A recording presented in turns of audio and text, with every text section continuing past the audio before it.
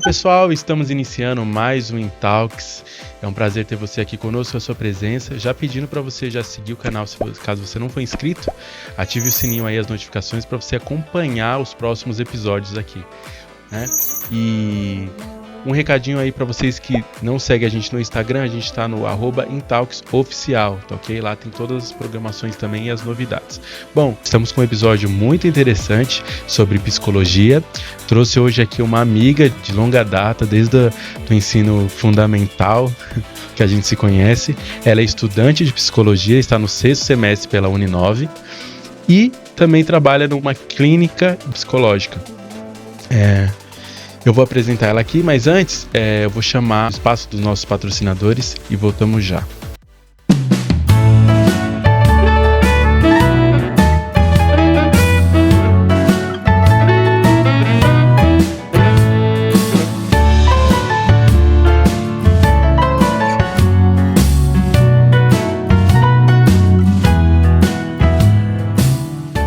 Bom, voltamos. E eu gostaria de apresentar ela, Camila da Silva Antônio. A Camila é estagiária e estudante de psicologia. Então a gente vai abordar uns assuntos bem interessantes aqui sobre a campanha do Janeiro Branco de Saúde Mental e também sobre ansiedade, depressão, falar alguns assuntos muito interessantes dessa área que ela está habituada, né? Que hoje ela trabalha com isso e ela estuda também muito sobre isso. Vamos falar então com a Camila. Camila, seja bem-vinda aqui ao Intalks. Oi, Caio. Como o Caio falou, a gente é amigo de longa data, anos e anos. E é um prazer estar aqui falando sobre esse tema de Janeiro Branco, que é um tema super importante e sobre essa área da psicologia. Bem, eu sou a Camila. Atualmente eu estou trabalhando na clínica de neurofeedback, que é uma área da psicologia. Eu trabalho na clínica BrainTech e sou supervisionada pelo psicólogo e mestre em neurociência, Dr. Leonardo Mascaro. Que legal. E lá a gente faz tratamento com várias pessoas, tanto pessoas com autismo, depressão, ansiedade, e a gente acaba convivendo um pouco e vendo várias maneiras de lidar com esses transtornos. Então eu vim aqui compartilhar um pouco do meu conhecimento com vocês. Legal. Camila, é um prazer ter você aqui. E eu já queria começar, você falar um pouco pra gente como que você chegou até a área da psicologia, por que você escolheu essa área e como que foi o processo de início do seu estágio, né? Tipo, primeira porta que abriu pra você de um estágio de lidar com pacientes, com casos reais. Conta pra gente como que foi. Então, para mim entrar na área da psicologia foi um pouco por curiosidade. A mente humana, para mim, sempre foi um mistério, assim, e eu sempre me vi apaixonada por saber como funcionava o cérebro humano, porque o cérebro que comanda todo o nosso corpo, e como saber como cada pessoa pensa. Eu sempre também gostei muito dessas séries de psicopata, sociopata, e eu queria saber como funciona a mente de uma pessoa para fazer esse tipo de coisas, pessoas que têm transtornos, como funciona. Então, eu sempre fui muito curiosa nessa parte. E nisso passou um tempo, já adulto, eu fiz um curso de RH e nesse curso a gente viu um pouco sobre essa área da psicologia na parte organizacional, que é na parte de RH de empresa. Certo. E nisso eu já gostei bastante e assim que surgiu uma oportunidade, nessa pandemia, veio a oportunidade de eu conseguir ingressar na faculdade de psicologia. Então eu pensei 2 vezes e já embarquei nessa para tentar entender um pouco. Sim. Agora já na clínica, demorou um pouco mais, porque eu não tinha experiência na área de atendimento, então já foi um pouco mais difícil eu conseguir ingressar nessa área. Então, quando eu consegui, nossa, eu fiquei muito feliz de entrar. E lá na clínica, a gente aprende muito, muito, é muito legal. A gente vê cada coisa e a gente aprende a ter um pouco mais de empatia com o próximo até. Tendo esse convívio e lidando com cada paciente. Até mesmo porque lá vocês lidam com diversos tipos de pacientes, né? Problemas diversos. E aí cada caso é um caso específico, né? Então é algo que deve agregar muito para vocês e tem esse senso crítico, né? Quando a gente sai nas ruas, a gente começa a entender, tem mais empatia, como você mesmo falou, né? Então tem muito desse viés, tipo assim, eu lido com esse tipo de pessoas e talvez eu conviva com esse tipo de pessoas. Então sua mente acaba mudando da forma de você pensar, a forma de você agir, e isso é muito interessante. Esse lado da psicologia é algo que me atrai muito. Desde quando eu fui começar a pesquisar também um curso para eu poder ingressar na faculdade, eu pensei em psicologia, porque é algo que me atrai muito a mente humana, né? E como você falou, né? Você gostava de assistir séries e filmes de sociopatas, que nem tem aquela psicopatas. You. E o também fala muito, Gente. fala a realidade, né, do retrato de um psicopata. Sim. Então, por exemplo, o primeiro que eu conheci foi o Dexter, e foi uma série que me instigou muito, sabe? A conhecer mais da mente humana, o que o ser humano é capaz de fazer, e num estado crítico da mente de um sociopata, né? Então, tipo assim, é algo que me aguçou muito, né? Essa área me aguça muito. Então, eu costumo ler muita coisa também voltada à psicologia. Depois eu quero que você cite alguns exemplos de autores que você gosta, Sim. que você costuma ler. Mas eu queria entrar no assunto agora sobre o Janeiro Branco, né? Que todo mês existe uma campanha, né, pública, campanha nacional, e eu queria que você falasse especificamente sobre isso, porque é sobre saúde mental, né? E tem algo tão importante. Sim, é tão pouco também divulgado. Divulgado. Que em Janeiro Branco, ele começou em 2014. Foi uma campanha que começou em 2014 com alguns psicólogos de Uberlândia, em Minas Gerais. E aos poucos ele está se espalhando pelo país, tudo, mas não é tão falado quanto era para ser. Não é tão falado como Outubro Rosa, como Novembro Azul, não é tão falado, mas é tão importante quanto. O Janeiro Branco é uma campanha para as pessoas se conscientizarem sobre a saúde mental. A saúde mental é tão importante quanto a saúde do nosso corpo. A gente temos que se preocupar. E nisso ela ajuda a gente a conhecer vários transtornos em sintomas que a gente pensava que era coisa normal e percebe que, na verdade, é um transtorno. Sim. Transtorno psicológico. A campanha enfatiza para a gente começar a ter esse autocuidado de nós mesmos, tanto mental quanto emocional. E acabar nos preservando, nos guardando, porque hoje em dia a saúde mental no Brasil, o Brasil é um dos países que mais tem casos de depressão e ansiedade no mundo. Eu vi uma matéria esses dias falando sobre isso mesmo, que o Brasil é um dos países que mais cresce essa questão de saúde mental, de problemas psicológicos, e eu acho que a pandemia também contribuiu muito para essa questão de isolamento, das pessoas se prenderem mais, se fechar mais, né? Então eu acredito que você possa ter até algo para acrescentar sobre isso, né? E eu acho que essa campanha começou, como você disse, em 2014. Isso, 2014. E é uma campanha a nível nacional. Sim. Que legal. Mas não foi nem tão divulgado. Não é tanto divulgado, né? Porque a maioria, por exemplo, até mesmo nas empresas, o que acaba se divulgando muito, as campanhas de final de ano, por exemplo. Começa lá em setembro amarelo, né? Outubro rosa, e aí novembro azul. A de janeiro branco, eu fiquei sabendo mesmo há pouco tempo. E olha só, é uma campanha de 2014. Então você vê, olha o tempo que eu acho que boa parte dessas campanhas públicas, né, com cunho social, eu acho que precisam mesmo disso, sabe? De ter mais divulgação, né? Não só campanhas assim de conscientização, mas, por exemplo, projetos sociais públicos que tem bastante, né? Tanto CELS, tanto fábricas de cultura que tem tantas coisas boas que acaba não tendo essa divulgação como deveria, né? Sim. Apenas em algumas empresas que têm conhecimento assim, que eles fazem umas campanhas para ansiedade, depressão, para um ambiente de trabalho um pouco mais acolhedor. Isso, eu vi muito em empresas fazerem isso, né? Bastante. Mas apenas em empresas, em escolas também que era para ter. Mesmo depois do tempo, poderia falar um pouco, porque saúde mental é bom se prevenir para não acontecer. Para não acontecer, né? Acontecer. De fato. Quais são os principais desafios que você percebe com essa abordagem aí dessa campanha na saúde mental dentro da sociedade? Qual que é o principal desafio, a dificuldade que hoje as pessoas enfrentam para lidar com isso, com esses problemas mentais? Por exemplo, buscar uma ajuda psicológica? É fácil hoje buscar uma ajuda psicológica? Existe ajuda psicológica pública? Tem ajuda psicológica em posto de saúde. A assistente social acaba encaminhando muitas vezes, mas não é algo muito divulgado. Então, muitas pessoas não sabem. Algumas faculdades também oferecem o tratamento psicológico totalmente gratuito.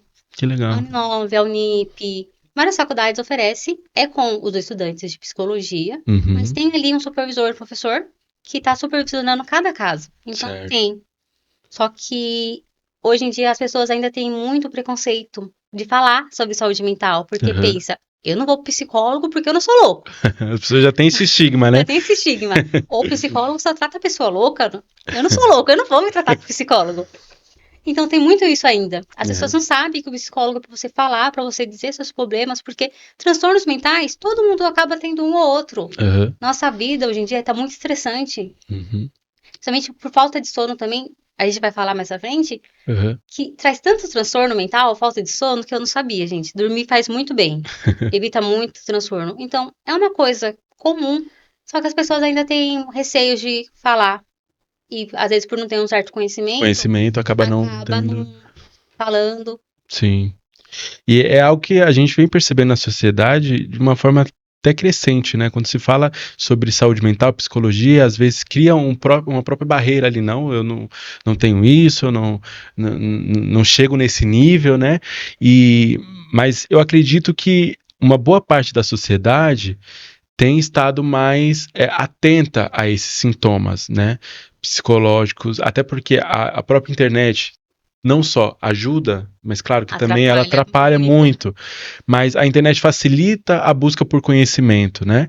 Então eu vejo muitos influenciadores digitais, até mesmo psicólogos, que estão ativos na internet, respondendo perguntas, tirando dúvidas de diversos tipos de pessoas, de gêneros, de dúvidas assim, que até acaba facilitando para a pessoa encontrar um auxílio médico, né, encontrar uma válvula de escape ali no meio daquele transtorno que ela está passando. Então, a internet, ela realmente veio para facilitar, mas ela também veio para contribuir para, né, ser assustar um pouco as pessoas, às vezes. É igual aquele caso, vou pesquisar no Google que eu tenho, ai meu Deus, eu tô com câncer, eu vou morrer. Às vezes a pessoa pesquisa uma coisa, meu Deus, eu tenho esquizofrenia, meu Deus, eu tô realmente louco, e às vezes nem é tudo isso. Não é tudo isso, acaba assustando então, um pouco. Mas também ela ajuda muito, porque ela traz muita informação. Porque tem muita informação. Locais certos, a pessoa acaba achando informações adequadas. Exato. Saber quem você realmente segue, né? Se é uma pessoa que tem uma notoriedade, se é um médico realmente renomado, uma pessoa assim que tem um cunho de sabedoria, algo assim que possa te agregar de fato. E isso é importante, né? Saber quem eu tô seguindo, quem você segue, tá te agregando alguma coisa? Realmente é uma pessoa que é especialista no assunto? Então é isso. E já entrando para esse lado, Camila, do sono, né?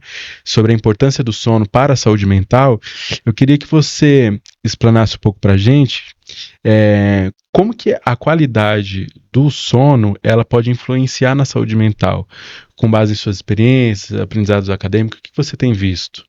Então, na parte do sono, o certo é a gente dormir 8 horas por dia. E uma coisa muito interessante do sono é que a gente tem um relógio biológico dentro da gente, que é o ciclo circadiano. Ele costuma ser de 24 horas. E nisso, ele fala na hora que você tem que dormir, a hora que o seu cérebro está cansado, e ele fala a hora que você tem que acordar. É um ciclo totalmente biológico da gente. O nosso corpo possui uma substância chamada adenosina. Essa substância, no decorrer do dia, ela vai aumentando. Ela aumentando, ela vai pressionando a gente ter o sono. Até a hora que a gente acaba dormindo. Certo. Só que cada pessoa tem um ritmo de sono diferente. Nossa. Isso eu achei muito interessante, eu não sabia, eu tava vendo. Cada pessoa tem um ciclo diferente. Tem pessoas que a gente, num livro que eu li, para deixar mais fácil, a gente fala que é as cotovias. Certo. Pessoas que são cotovias, elas acabam tendo sono mais cedo. Umas 8 horas, 9 horas da noite, elas já estão com sono, já vão dormir. E nisso, 7 horas da manhã, a pessoa acorda disposta, com o cérebro ativo. Ou seja, dormiu mais do que as 8 horas. Não, ela dormiu às 8 horas, só que ela já acorda disposta. Certo. De manhã, logo cedo, de manhã às 7 horas. E tem outros tipos de pessoas. Isso corresponde a 40% da população, ela é cotovia. Ou seja, ela acorda às 7 horas da manhã, ela tá disposta. O cérebro dela já tá funcionando a mil. 40% da população? 30% da população é chamada das corujas. Eu me encaixo um pouco nessa parte de coruja. Dorme só depois da meia-noite. O nosso sono realmente começa após a meia-noite. A adenosina nossa já tá mais alta nesse horário da noite. A gente já pode até dormir mais cedo, mas se a gente acordar umas 7 horas da manhã, nosso cérebro tá cansado. Ele tá desligado ainda. A parte do córtex pré-frontal ainda não tá funcionando, ela não tá ativa. Realmente a gente tá... Os reflexos estão desligados, então a gente não funciona tão bem de manhã. O nosso ápice de energia já tá a parte da tarde. E são 30% da população que são corujas. E os outros 30% são na faixa de manhã e à noite, naquele meio. Certo. Eu acho muito interessante isso, porque muita gente pensa, a pessoa só acorda tarde porque é preguiçoso. Não, o sistema dela, o ciclo dela circadiano funciona diferente do nosso. E as pessoas que têm distúrbio do sono, como que funciona isso? Essa parte do distúrbio do sono são N fatores. Pode ser um fator genético, pode ser algo que ela tá fazendo, ansiedade, depressão. Às vezes, Ou seja, um problema associado a outro problema que pode gerar o distúrbio.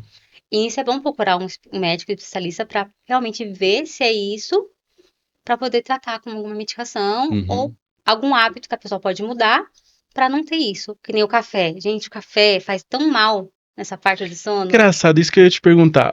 As pessoas têm um paradigma de que eu vou tomar café para me despertar, né, para fazer o sono ir embora. E algumas pessoas até falam, não, isso é verídico, isso funciona de fato, eu tomo café, eu já fico bem, enfim. Mas isso na verdade, comprovado cientificamente ou não? Tem uma base científica, mas não é que o café tira o sono. Essa substância chamada adenosina. E ela vai aumentando, e quanto mais ela aumenta, mais sono a gente tem. O que o café faz? Ele bloqueia essa adenosina. Então ela não passa para o nosso sistema nervoso, então a gente fica sem sono. Só que aqui vem um problema, o café está bloqueando. A adenosina ela não para de subir.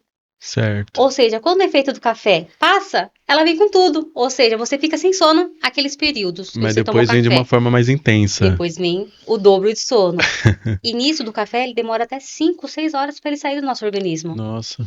Ou seja, se você tomar café à noite, você vai conseguir dormir só de madrugada. Ele vai afetar muito o seu sono. E às vezes as pessoas falam, mas eu tomo café, mas eu durmo.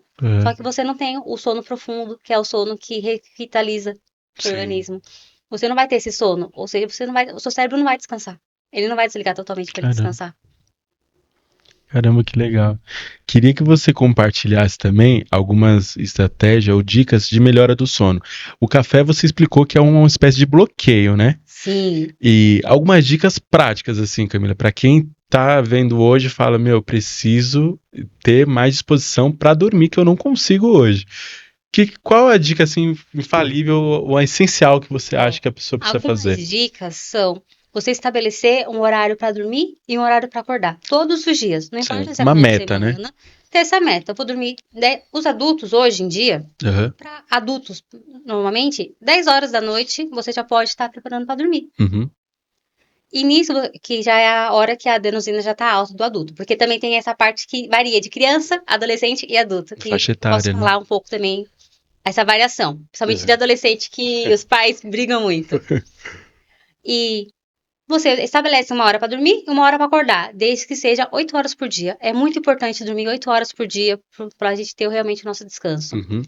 Antes de dormir, fazer uma higiene do sono. Tomar um banho morninho às vezes ajuda bastante o corpo a relaxar, ficar relaxado. Evitar mexer em aparelhos eletrônicos antes de dormir, pelo menos 1 hora antes, porque essa telinha, ela faz muito mal para o nosso sono. Deixar as luzes um pouco mais baixas. Não deixar as luzes artificiais fortes. Aquela luz meio amarelada, ela já ajuda bastante. Colocar uma musiquinha relaxante para o corpo poder relaxar. E pessoas podem fazer meditação também antes de dormir. Isso ajuda, né? Ajuda bastante, porque vai limpar a mente. E também ler um livro. Mas não um livro assim de ficção, suspense, um livro que deixe relaxado. Te preparando para dormir, um romance. História, tranquila, né? Nada de algo bem leve. Nada de livros de estudo, nada disso, gente. É um livro para você, só para você, uma historinha para você poder bem leve. Sabe o que eu vejo muito, Camila? Esses dias tem muitos aplicativos hoje que ajudam a você a ter ajudam a contribuir para o seu sono, né?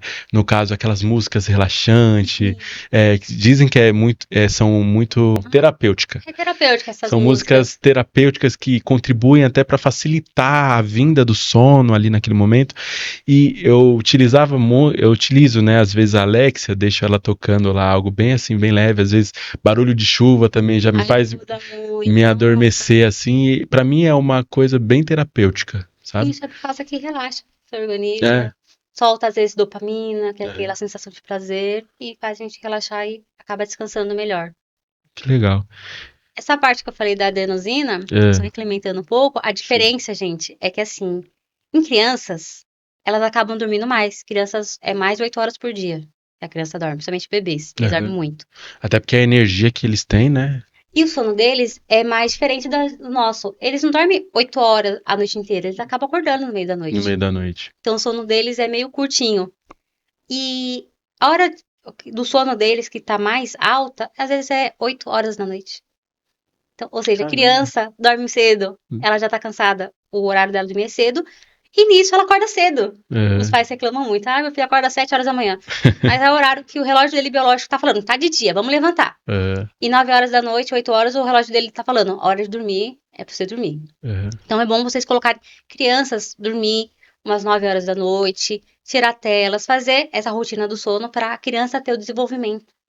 Porque muitos casos de crianças que o cérebro não está desenvolvendo muito bem porque não está dormindo muito. E tendo essa rotina, a criança acaba dormindo melhor. Já o adolescente é outra história. Muitos pode ser que lembre, outros que não. Quem tem filho adolescente vai saber. Adolescente não dorme cedo.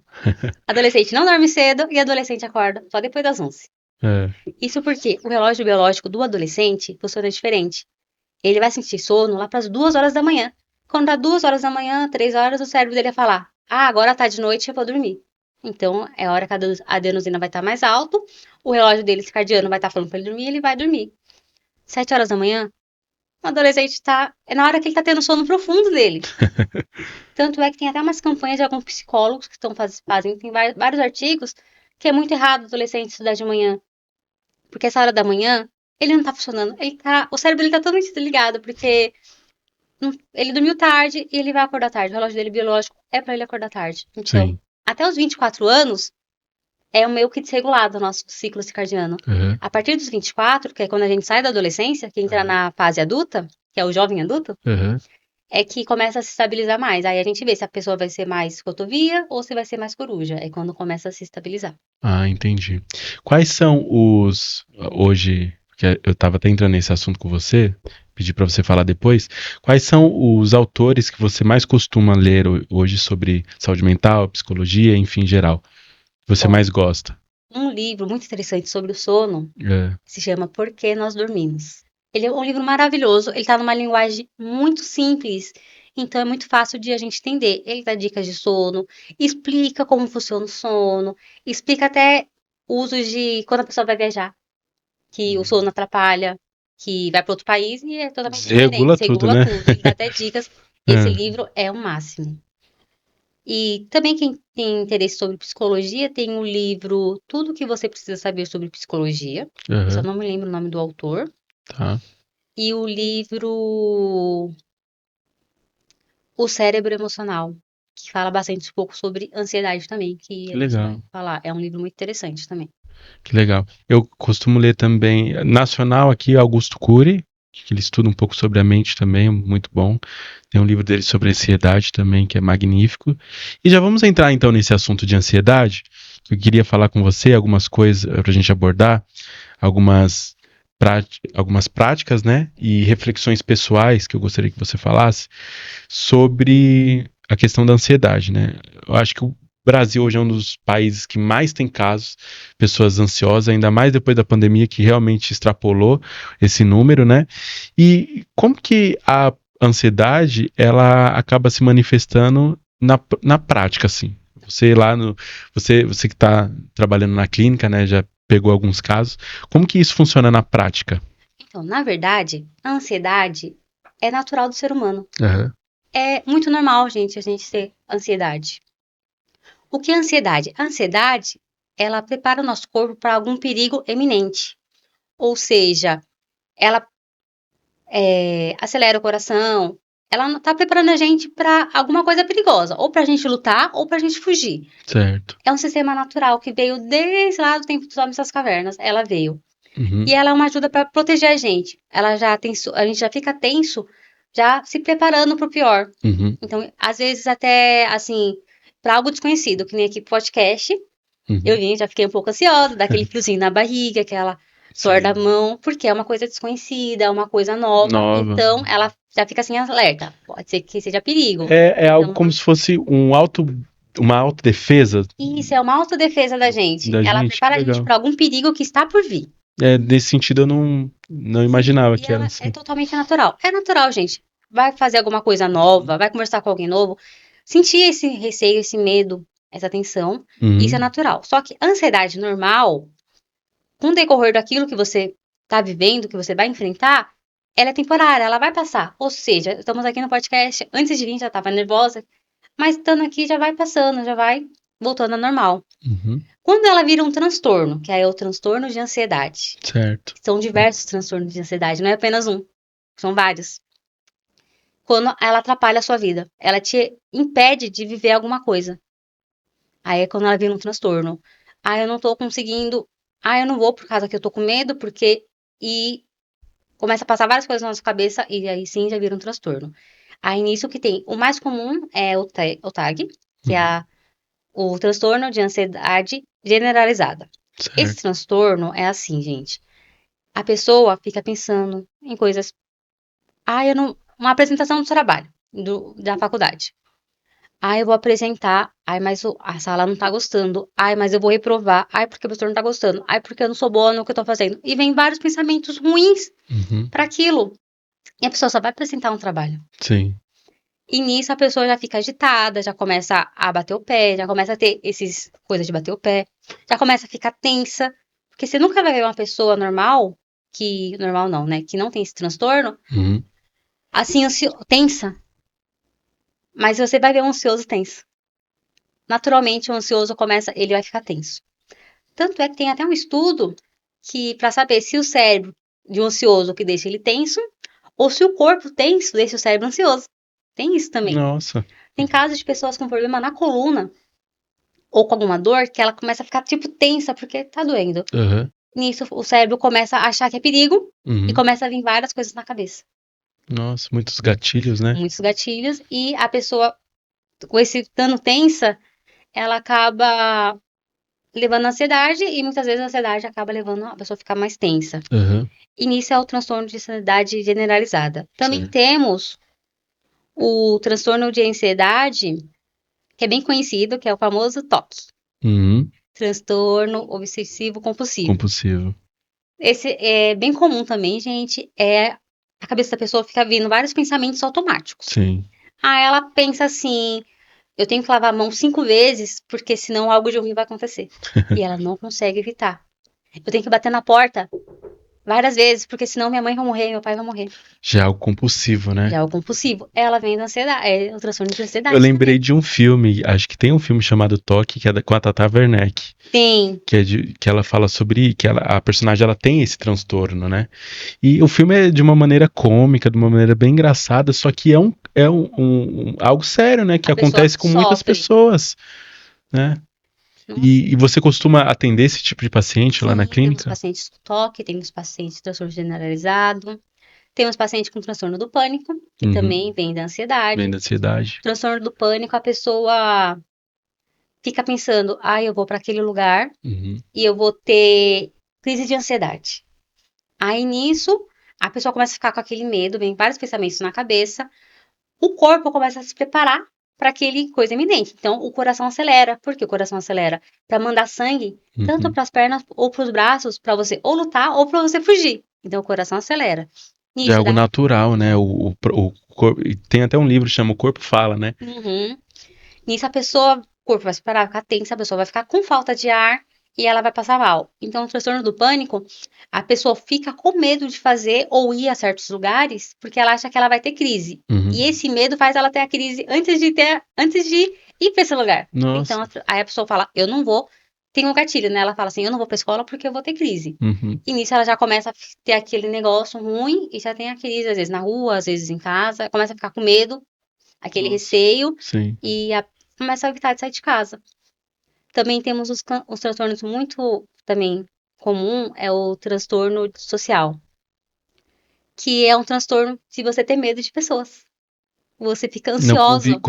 A pessoa não consegue conviver em sociedade, né? Não, ela fica com medo de falar com ela. Fica assim, sair de casa, fica presa. Sim, lugares que tem muita gente, prefere grupos menores, porque ela fica assim, nossa, eu vou, eles vão me julgar, eles vão achar que eu sou ruim, eu não sou bom. Então ela tem esse transtorno de ansiedade também, que é o social.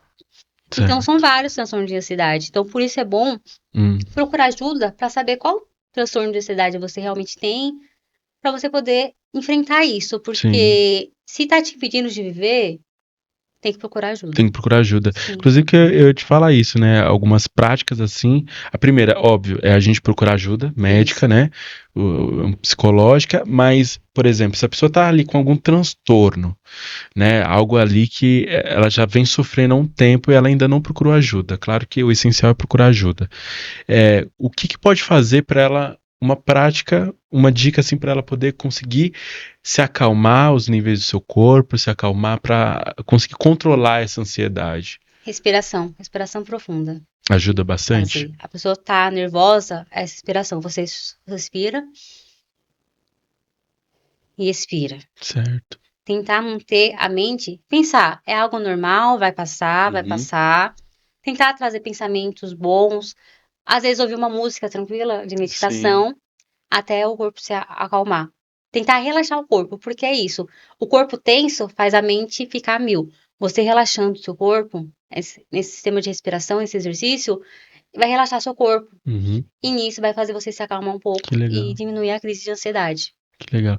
E isso é tratado com diversos tipos de pacientes também? Vocês lidam, por exemplo, com exercícios de respiração, essas práticas mais comuns? Sim, a gente indica bastante de respiração quando o paciente... É por causa que lá nessa clínica, a gente faz um tratamento novo chamado neurofeedback. A gente treina a parte do cérebro que está mostrando aquela desregulação para ela poder fazer aquilo sozinha. Então, a gente vai treinando o cérebro, tipo assim, um exemplo mais fácil. Aquela parte não tá funcionando muito bem, então vamos ensinar ela como ela tem que funcionar para ela não ter mais aquele sintoma. Perfeito. Esse é um tratamento novo, que o Dr. Leonardo Mascaro, ele é o pioneiro. Ele é um dos primeiros que trouxe esse estudo aqui pro Brasil, que ele tem essa clínica, que é a BrainTech. É um tratamento incrível, porque é uma academia. Uma academia, ou também, como eu posso falar, fisioterapeuta do cérebro. Do cérebro, que legal. A gente treina o cérebro funcionar normalmente. Mas a gente indica também meditação. Gente, meditação é muito bom também. Quem puder fazer, até colocar no celular e ouvir aquela voz falando para relaxar, ajuda muito meditação. Que legal. E é engraçado você entrar nesse assunto ali, porque você falou que o doutor trouxe algo pioneiro, né? E muitas das vezes, muitas pessoas às vezes acabam não tendo esse conhecimento, até eu mesmo não sabia que existe um tratamento específico, né?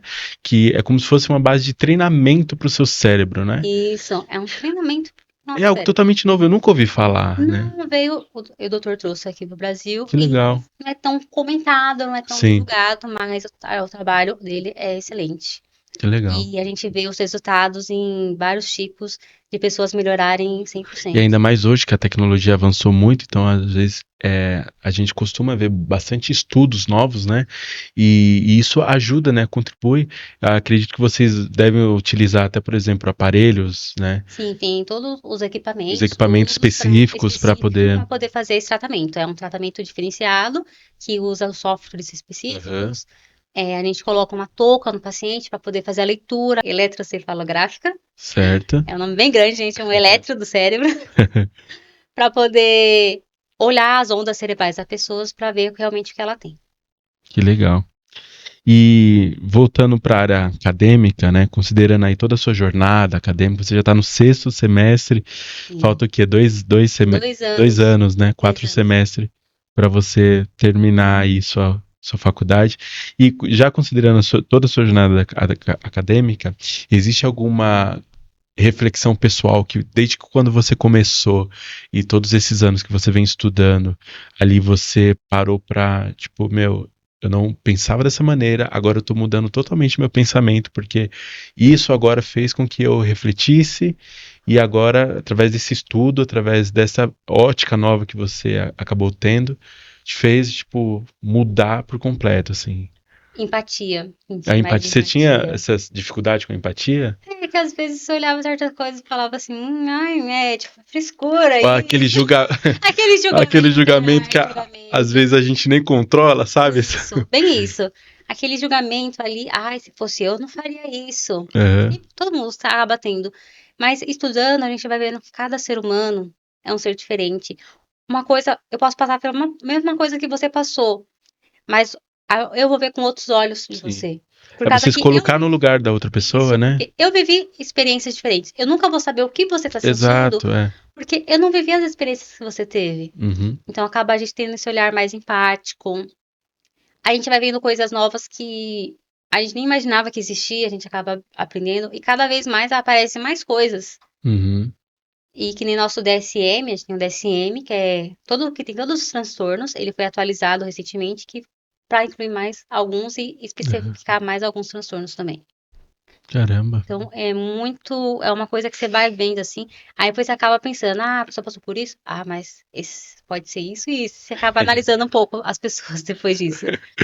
E é natural seu, né? Por exemplo, você já tem um certo conhecimento nessa área, e aí daqui a pouco você tá passando até mesmo na rua, começa a ter uma outra compreensão do que tá acontecendo, já costuma... É algo natural e automático, né? Sim. Do seu próprio cérebro, né? Porque é algo que você já tem um certo mindset, assim, fala, nossa, acho que aquela pessoa ali pode ter um transtorno assim, assado. Já começa a pensar. Mas aí a gente começa já a se pôr no lugar do outro, porque Sim. Que nem depressão. Pessoas com depressão, tem dias que elas realmente não conseguem levantar da cama, porque em alguns casos a depressão dá muito sono, e em outros casos a depressão tira o sono. E aí você pensa assim, a pessoa é preguiçosa, não quer fazer, tá reclamando muito. Mas você tem que realmente ver como a cabeça dela tá pensando. Sim, porque às vezes a pessoa tem um contexto de vida muito complicado, né? Diferente. A gente às vezes só julga pela aparência mesmo, por uma atitude, mas tem muita coisa por trás, né? Sim, e o nosso cérebro, gente, a nossa mente, ela às vezes engana a gente, ela brinca com a gente. Pelas nossas vivências, a gente acaba pensando em coisas no pior cenário possível, às vezes. É verdade. Então a gente tem que a pessoa tá pensando daquele jeito, porque crenças limitantes dela. Sim. Desde pequena, às vezes, ela foi julgada daquele jeito e ela pensa que aquele jeito é o certo. Sim. E ela não vê outras maneiras, que nem muitas mulheres que apanham dos maridos, acaba achando que aquela é a vida para ela, mas não sabe que tem outro caminho. Então a gente acaba aprendendo a ver esses outros caminhos para ajudar as pessoas a ver que não é só aquilo que ela tem outras possibilidades para viver. Sim. Então isso que mudou bastante, assim, que eu acabei vendo que não é aquele caminho, a gente pode ter vários caminhos, aquele não é o único. Se você está sofrendo, tem outras opções que você pode procurar. Diversas soluções. Que legal. Camila, eu gostei muito desse bate-papo. Foi bem legal, foi bem... Foi bom, né? Sobre sono, essas dicas práticas que você passou são essenciais também. E conhecer um pouco da campanha Janeiro Branco, né? Então, você que não conhece, fica a super dica aqui que a Camila deu, explanou melhor sobre essa campanha, que infelizmente não tem muita divulgação, mas creio que daqui a uns anos possa... Né? Ser igual o novembro, o Outubro Rosa. Setembro... Amarelo, do exato. suicídio também, que agora tá ganhando mais visibilidade também. Sim. E espero que você possa ter mais esse mindset, né? Como a Camila passou pra gente aqui, algo bem relevante sobre essas campanhas, né? Então fica aí a dica, tá? Prática, espero que você tenha gostado. Espero que a Camila possa voltar com temas diferentes também. Toda vez que você me chamar, eu venho. Super legal aqui com a gente. Camila, deixa um recadinho então pra gente finalizar. A gente vai conhecer a história de vida da Cauane. Daqui a pouco a Cauane vai entrar aqui.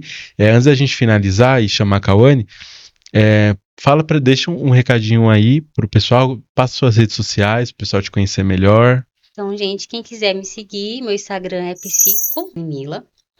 Eu posto várias dicas de pedaços de podcast, dicas de saúde e informações sobre saúde mental. Quem quiser me seguir lá, pode seguir. E, gente, qualquer sinal de sintoma que tá te atrapalhando, então você tem que procurar ajuda. Não tenha medo, não tenha vergonha, gente. Procure ajuda, pesquise, porque se tá te impedindo de viver, não é bom, tá bom? E é algo sério, né? É algo sério. Exato, e tem ajudas gratuitas, né? Como a própria Camila falou, faculdades, né? Estudantes de psicologias que possam atender, posto de saúde. Que legal. Então, meios e soluções a gente tem, né? A gente só precisa buscá-los. Precisa procurar, só precisa correr atrás. Que legal. Maravilha. Camila, obrigado por você estar aqui. Eu quero que você fique, que a gente vai conversar agora com a Cauane. E hoje eu quero trazer aqui também uma convidada, uma amiga de longa data também, que é a Cauane. A gente conheceu através da igreja e eu gostaria que ela falasse um pouco da trajetória, da vida dela, enfim, e que é uma história muito bonita, por sinal. Cauane, quero te desejar aqui boas-vindas ao nosso podcast. E fala um pouquinho sobre você, quantos anos você tem hoje, e conta um pouco também da sua saúde, como que foi o processo de teve que fazer a amputação da sua perna, enfim, conta pra gente como que foi. Meu nome é Cauane, tenho 26 anos, né? O que eu gosto de fazer é fazer cursos, né, de fotografia, marketing digital, estudar. É um ramo que eu gosto muito de fazer. Legal. É isso. E minha história, né? Eu tenho uma doença chamada neurofibromatose tipo 1, né? É tipo de um câncer nos nervos, né? Certo. E eu fui descobrir isso com 6 anos, né? Então, até os 6 anos, eu já passei por muitas coisas, já fiz muita cirurgia. E a última mais grave foi em junho, né? De 2018. Que foi onde eu fiquei em coma, né? 2 meses, né? Os médicos também não davam mais chance de vida pra mim sobreviver, por conta dos processos que eu tive, né? Que ficar em coma, induzido. Então, tipo... Você ficou quanto tempo em coma? 2 meses. 2 meses. 2 meses.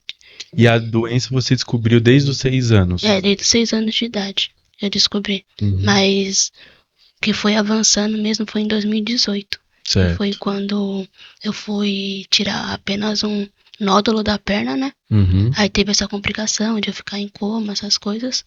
Aí, perto de eu receber a alta, né? Que eu descobri que eu ia ter que amputar a perna. Então, eu fui pro hospital sem saber que eu ia ter que amputar a perna. Então, eu fiquei sabendo bem em cima da hora de eu receber a alta. Então, eu tive que escolher entre a amputação ou a minha vida. Sim. Então, eu preferi que seja a vida a minha vida. Sim.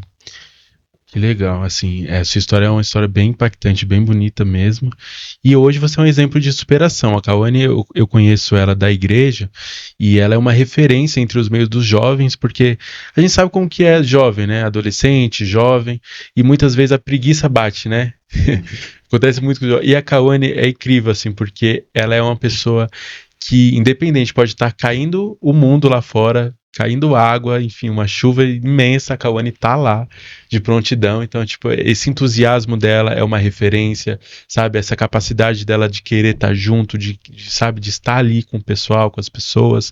Isso é muito bonito de se ver. Eu sempre falo isso pra ela, que ela é uma referência entre muitos ali, que às vezes as pessoas têm uma saúde tão boa, né? E acabam não dando atenção.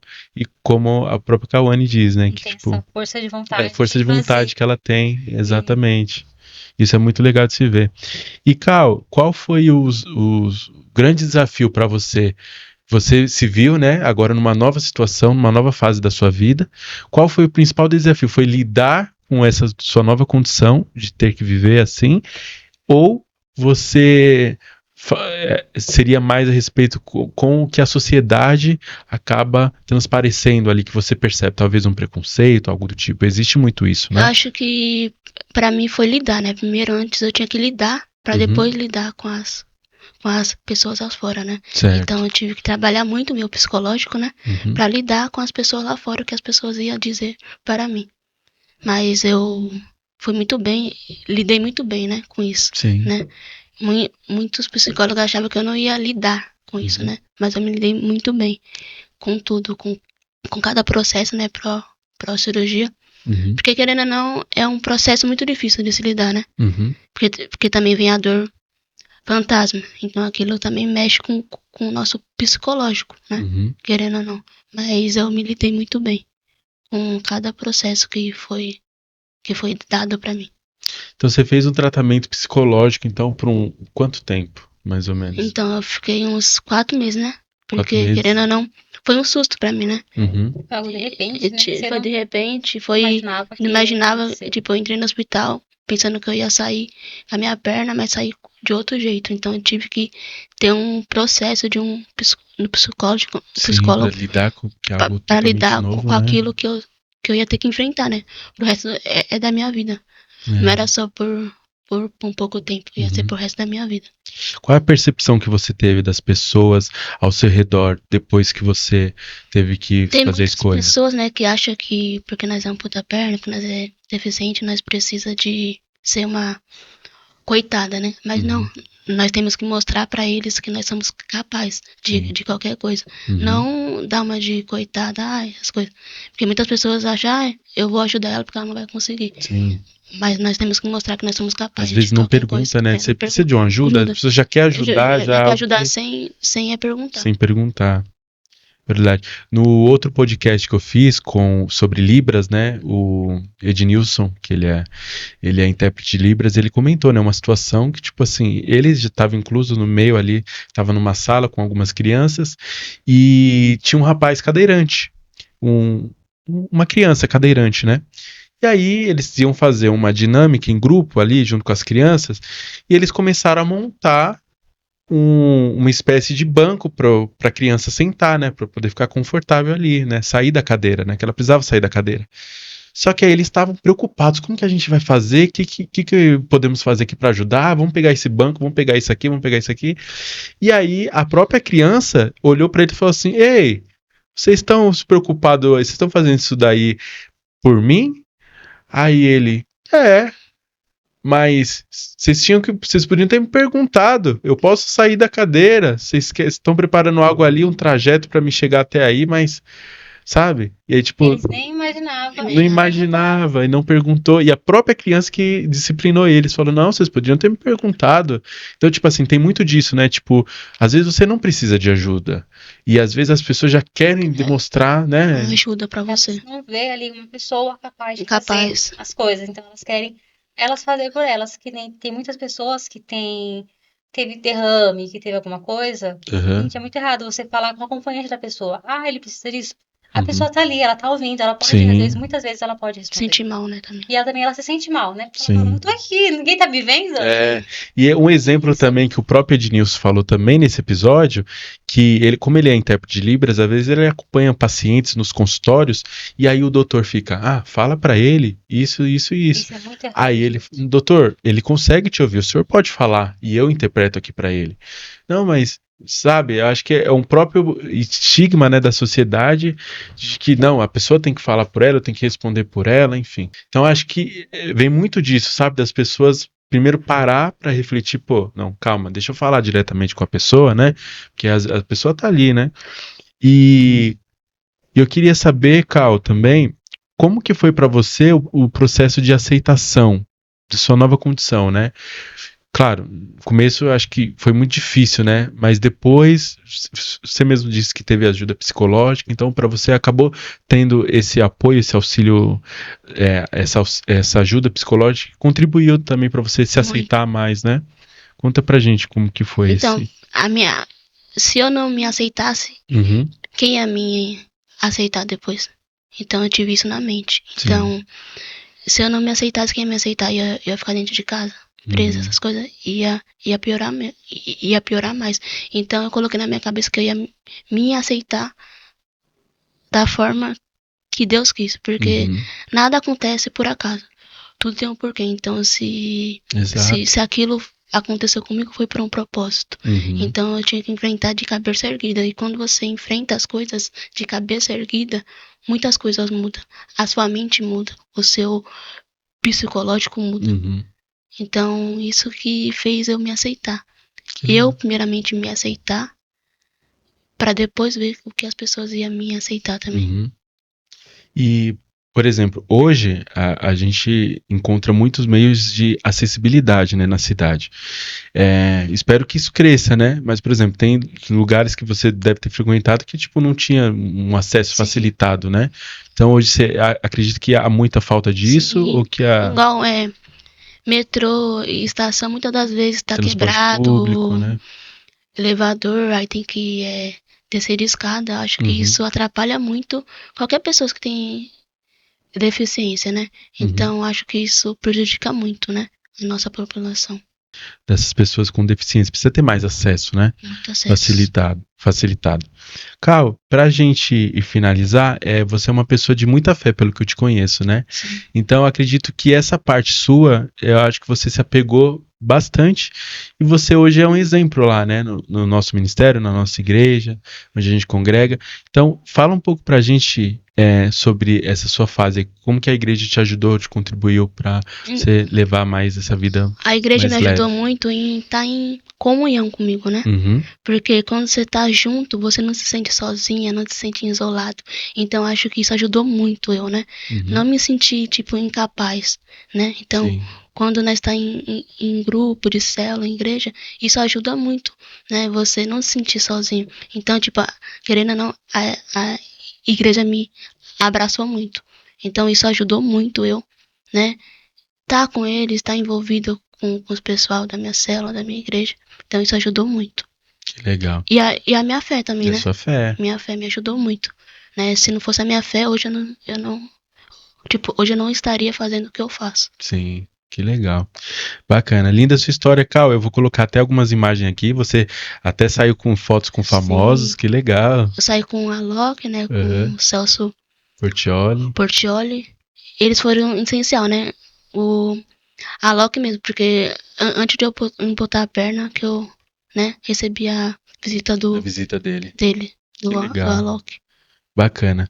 Cal, deixa pra gente aí suas redes sociais, pro pessoal querer conhecer sua história melhor. Como que é? O meu Instagram é Kaone Princesa. E vocês querem conhecer minha história, é só seguir lá. Vai ser um prazer ter vocês lá, junto das minhas redes sociais. Que legal. Bacana, Cal. Obrigado por esse bate-papo com a gente, por compartilhar a sua história com a gente. E é isso, pessoal. Estamos finalizando aqui mais um Talks, nesse episódio aqui que tivemos a presença da Camila e da Kawane. Foi muito interessante aqui falar sobre esses assuntos. E, ó, para você não perder nada, fica de olho aí no Talks oficial no Instagram, para você acompanhar a nossa agenda, nossas programações, tá? E se inscreva no canal se você não é inscrito. Deixa aquele seu like lá para fortalecer. E a gente se encontra aí nos próximos episódios, tá ok? Muito obrigado pela sua companhia. Valeu!